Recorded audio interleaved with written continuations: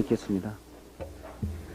저는 지난주에 검찰개혁 입법과 관련해 저들이 정치 보복을 하겠다는 도발을 해도 우리는 차분히 대응해야 한다고 말씀드렸습니다. 윤 당선인이 정호영 후보자 자녀의 입시 비리를 조국 전 장관을 수사하던 수준으로 하는지 측근이라고 덮어버리는지 일단 지켜보자고 했습니다. 그러나 일말의 기대는 사라졌습니다.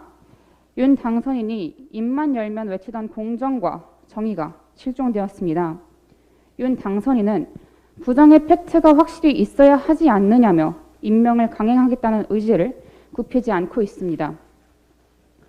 조국 전 장관은 팩트가 있어서 70여 곳을 압수수색했습니까? 수사를 해야 팩트가 나오는 거 아닙니까? 검찰에서 27년이란 검찰총장 출신 대통령이 맞는지 의심스럽습니다. 수사도 하지 않고 팩트가 없다고 하는 것은 친구니까 수사를 하지 않겠다는 선언으로 들립니다. 조 전 장관 때 같았으면 지금쯤 10곳은 압수수색을 했을 것입니다. 하지만 지금 검찰은 꿈쩍도 하지 않고 있습니다. 다시 정권의 하수인으로 회귀하고 있습니다. 정호영 후보자의 사퇴는 당연합니다. 물론 사퇴하더라도 수사는 받아야 합니다. 그것이 공정입니다. 윤석열 정부의 시작이 내로남불이 될지 공정과 정의가 될지 선택해야 할 것입니다. 윤 당선인의 첫 번째 장관 인선 정말 실망스럽습니다. 30대 장관이 많이 나올 것이라더니 정작 30대 장관은 한 명도 없습니다. 18명 장관 후보자의 평균 연령이 60세입니다. 윤석열 정부에서 청년은 또다시 들러리로 이용만 당할 것 같아 걱정입니다. 인수위에서 민주당과 함께 공적연금개혁위원회를 추진하겠다고 밝혔습니다. 연금개혁은 대선 때 두 당의 공통 공약이었고 정파를 넘어 새 정부에서 반드시 해결해야 할 미래 과제이기도 합니다. 우리 당이 이른 시일 안에 연금개혁 TF를 당내에 설치하고 민생을 주도하는 모습을 보여드리겠습니다. 특히 연금개혁 문제는 청년의 미래에 관한 매우 중요한 문제이기도 합니다. 따라서 당내 TF나 공적연금개혁위원회에 청년들의 목소리가 잘 반영될 수 있도록 해야 합니다. 청년이 연금개혁 논의에 주도적으로 참여했으면 합니다.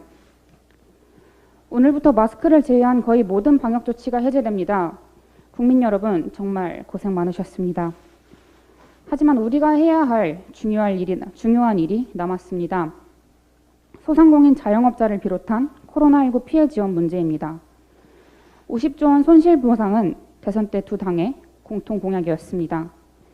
민주당도 긴급 재정 명령권을 동원하거나 긴급 추경을 해서라도 50조 원 손실보상을 하겠다고 했습니다.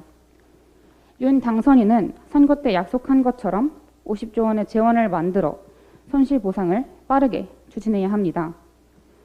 국민의힘에 우리 민주당과 함께 손실보상 직접 지원을 위한 구체적인 논의를 시작할 것을 제안합니다.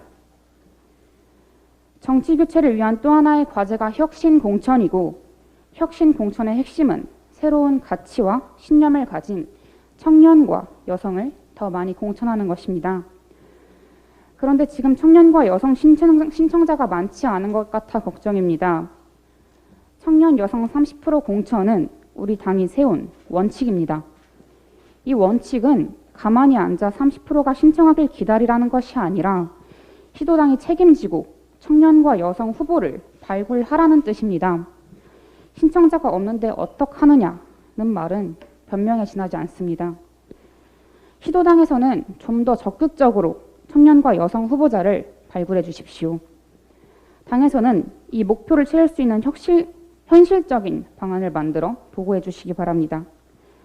30% 목표를 달성하지 못할 경우 지역위원장, 시도당 위원장에게 페널티를 주는 방법도 검토해야 할 것입니다. 이상입니다.